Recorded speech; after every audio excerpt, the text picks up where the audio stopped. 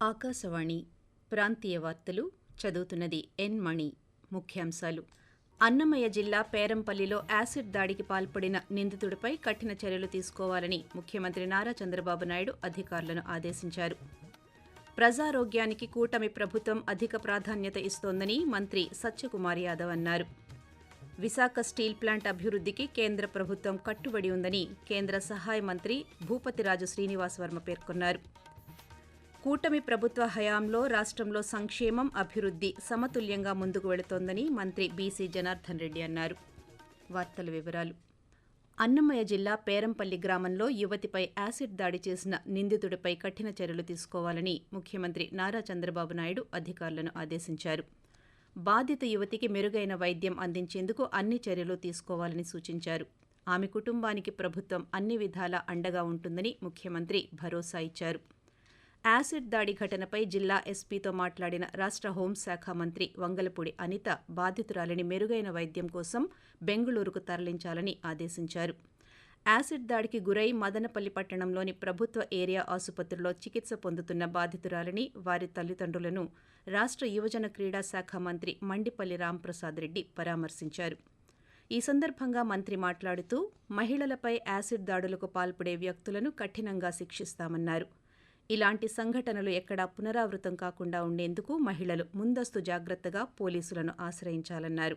కాగా అన్నమయ్య జిల్లా గుర్రంకొండ మండలం పేరంపల్లి గ్రామంలో ఓ యువకుడు యువతి తలపై కత్తితో గాయపరిచి ముఖంపై యాసిడ్ పోయడంతో ఈ ఘటన చోటు చేసుకుంది. బాధితురాలికి మెరుగైన వైద్యం కోసం బెంగుళూరుకు తరలించారు. ప్రజారోగ్యానికి కూటమి ప్రభుత్వం అధిక ప్రాధాన్యతనిస్తోందని రాష్ట్ర వైద్య ఆరోగ్య శాఖ మంత్రి సత్యకుమార్ యాదవ్ అన్నారు.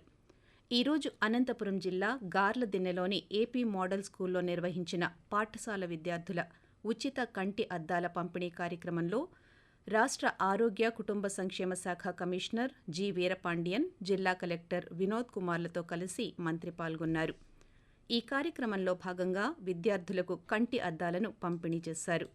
అనంతరం మంత్రి పాత్రికేయులతో మాట్లాడుతూ రాష్ట్ర వ్యాప్తంగా విద్యార్థుల ఆరోగ్యం దృష్ట్యా పాఠశాల విద్యార్థులకు ఉచిత కంటి అద్దాల పంపిణీ ప్రభుత్వం నిర్వహిస్తోందని అన్నారు.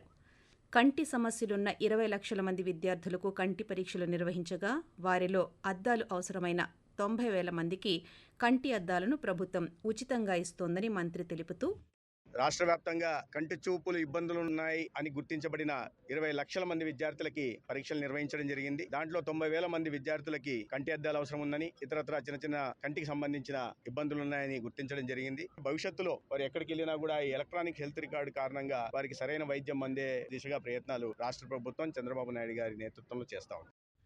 ఈ కిసాన్ వాణి ప్రసారాల ప్రారంభోత్సవాన్ని పురస్కరించుకుని ప్రతి సంవత్సరం ఫిబ్రవరి 15వ తేదీన రేడియో కిసాన్ దినోత్సవాన్ని నిర్వహిస్తారు.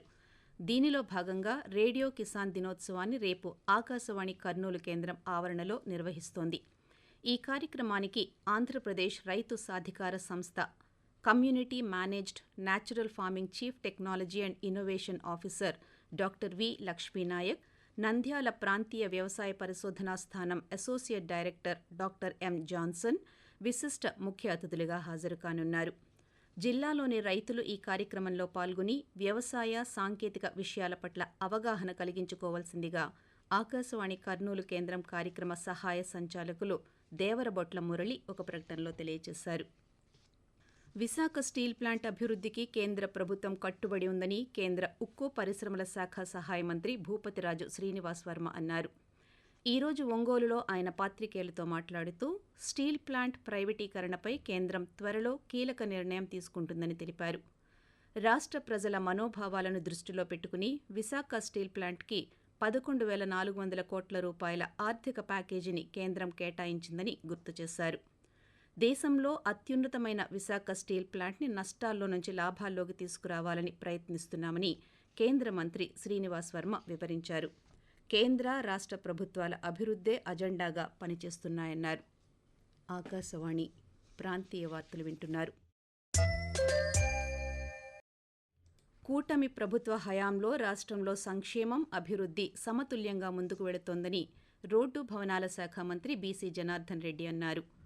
నంద్యాల జిల్లా సంజామల మండలంలో 12.58 కోట్ల రూపాయల నిధులతో రోడ్డు నిర్మాణానికి ఈరోజు మంత్రి భూమి పూజ చేశారు. ఈ సందర్భంగా మాట్లాడుతూ 1,081 కోట్ల రూపాయలతో రాష్ట్ర వ్యాప్తంగా రహదారుల గుంతలను పూడుస్తున్నట్టు తెలిపారు. రాష్ట్రంలోని పలు గ్రామాల్లో సీసీ రోడ్లు దాదాపుగా పూర్తి చేశామని మంత్రి వివరిస్తూ, ఈ ముదిగేడు సంజామలకు సంబంధించినటువంటి రహదారి ఏదైతే ఉందో ఈ ప్రభుత్వం వచ్చిన తర్వాత మీకు న్యాయం చేస్తాము, బిల్లులు ఇవ్వడం జరుగుతుంది, ఖచ్చితంగా మీరు ప్రతి ఒక్కరు పనులు చేయాలి అని చెప్పేసి ఈ యొక్క ఎన్డీబీ వర్కులందరినీ కూడా కాంట్రాక్టులను కన్విన్స్ చేయడం జరిగింది. రాష్ట్రంలో చాలా చోట్ల కూడా కాంట్రాక్టులకు ఒక భరోసా కూడా మా ముఖ్యమంత్రి గారితో ఇప్పించడము, గౌరవ ముఖ్యమంత్రి గారితో ఇప్పించిన తర్వాత ఇప్పుడిప్పుడే పనులు మొదలు పెడతా ఉన్నారు. ఈ యొక్క కార్యక్రమాన్ని ఈ రోజు మొదలుపెట్టి 3 నెలల లోపల కంప్లీట్ చేసి వారికి అంకితం చేస్తానని చెప్పి కూడా తెలియజేస్తా ఉన్నారు. పార్వతీపురం మన్యం జిల్లాలో ప్రధానమంత్రి జన్ మన్ పథకం కింద చేపడుతున్న గృహాలు త్వరితగతిన పూర్తి చేయాలని కలెక్టర్ ఏ శ్యాంప్రసాద్ అధికారులను ఆదేశించారు. ఈరోజు కురుపాం మండలంలోని పలు గ్రామాల్లో పర్యటించిన కలెక్టర్ సంక్షేమ కార్యక్రమాల అమలు తీరును పరిశీలించారు.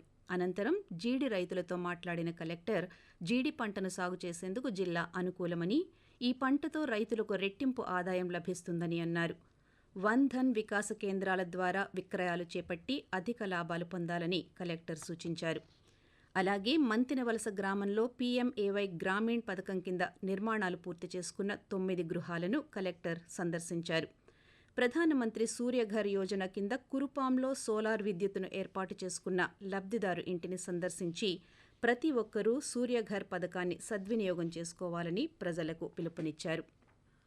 ఆంధ్రప్రదేశ్ రాష్ట్ర 2వ ముఖ్యమంత్రి దామోదరం సంజీవయ్య 105వ జయంతి సందర్భంగా ఆయనకు రాష్ట్ర వ్యాప్తంగా ఘనంగా నివాళులు అర్పిస్తున్నారు.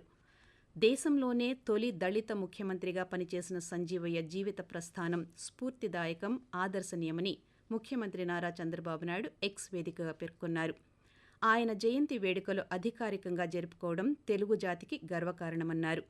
ఈ సందర్భంగా ముఖ్యమంత్రి ఆయనకు ఘనంగా నివాళులు అర్పించారు. దామోదరం సంజీవయ్య స్ఫూర్తి, ప్రేరణతో ప్రతి ఒక్కరూ ముందుకు సాగాలని పార్వతీపురం మన్యం జిల్లా కలెక్టర్ ఏ శ్యాంప్రసాద్ పిలుపునిచ్చారు. కలెక్టర్ కార్యాలయంలో దామోదరం సంజీవయ్య చిత్రపటానికి పూలమాలను వేసి నివాళి అర్పించారు. అమలాపురం కలెక్టర్ కార్యాలయంలో జరిగిన సంజీవయ్య జయంతి వేడుకల్లో సంయుక్త కలెక్టర్ టి నిశాంతి పాల్గొన్నారు. దామోదరం సంజీవయ్య పారిశ్రామిక అభివృద్ధికి, భూ సంస్కరణల అమలు వంటి ఎన్నో నిర్మాణాత్మక కార్యక్రమాలు చేపట్టానన్నారు. అత్యున్నత వ్యక్తిత్వం, ఉన్నత విలువలకు మారుపేరైన దామోదరం సంజీవయ్య అందరికీ ఆదర్శప్రాయులని విజయనగరం సంయుక్త కలెక్టర్ సేతు మాధవన్ కొనియాడారు. దామోదరం సంజీవయ్య చిత్రపటానికి పూలమాలలు వేసి ఘనంగా నివాళి అర్పించారు. పోలీసింగ్లో ప్రజలను భాగస్వాములను చేస్తూ సాంకేతికతను ఉపయోగించడం ద్వారా మెరుగైన ఫలితాలు సాధిస్తున్నామని విజయవాడ నగర police commissioner SV Rajasekhar Babu అన్నారు. విజయవాడలో విలేకరుల సమావేశంలో ఆయన మాట్లాడుతూ, విజయవాడ రూరల్ మండలం ఎనికేపాడులోని Ingram India mobile private limited godown నుంచి చోరీకి గురైన 2 కోట్ల రూపాయల మొబైల్ ఫోన్లు, ట్యాబ్లు, ఇతర ఎలక్ట్రానిక్ పరికరాలను స్వాధీనం చేసుకున్నామన్నారు. ఈ చోరీతో సంబంధం ఉన్న 6 నిందితులను బీహార్ సరిహద్దుల వద్ద పోలీసులు పట్టుకున్నారని ఆయన వెల్లడించారు. నాగార్జున విశ్వవిద్యాలయం ఆర్థిక విభాగం ఆధ్వర్యంలో వ్యాపార విశ్లేషణలో ఆధునిక పోకడలు అనే అంశంపై 2 రోజుల జాతీయ స్థాయి కార్యశాలను ఈరోజు నిర్వహించారు. ఈ కార్యక్రమానికి ముఖ్య అతిథిగా పాల్గొన్న రాష్ట్ర ప్రత్యేక ప్రధాన కార్యదర్శి ఆర్పి సిసోడియా మాట్లాడుతూ, ప్రతిరోజు నూతన సాంకేతికత ఆవిష్కారమవుతోందని అన్నారు. కృత్రిమ మేధను అందిపుచ్చుకోవాల్సిన అవసరం ఉన్నా కూడా దానిని ఎంత మేరకు వినియోగించుకోవాలి అనే దానిపై అనేక సమస్యలు ఉన్నాయని, విద్యార్థులు దీనిని గమనించాలని ఆయన కోరారు. వార్తలు ముగించే ముందు ముఖ్యాంశాలు మరోసారి. అన్నమయ్య జిల్లా పేరంపల్లిలో యాసిడ్ దాడికి పాల్పడిన నిందితుడిపై కఠిన చర్యలు తీసుకోవాలని ముఖ్యమంత్రి నారా చంద్రబాబు నాయుడు అధికారులను ఆదేశించారు. ప్రజారోగ్యానికి కూటమి ప్రభుత్వం అధిక ప్రాధాన్యతనిస్తోందని మంత్రి సత్యకుమార్ యాదవ్ అన్నారు. విశాఖ స్టీల్ ప్లాంట్ అభివృద్ధికి కేంద్ర ప్రభుత్వం కట్టుబడి ఉందని కేంద్ర సహాయ మంత్రి భూపతిరాజు శ్రీనివాస్ వర్మ పేర్కొన్నారు.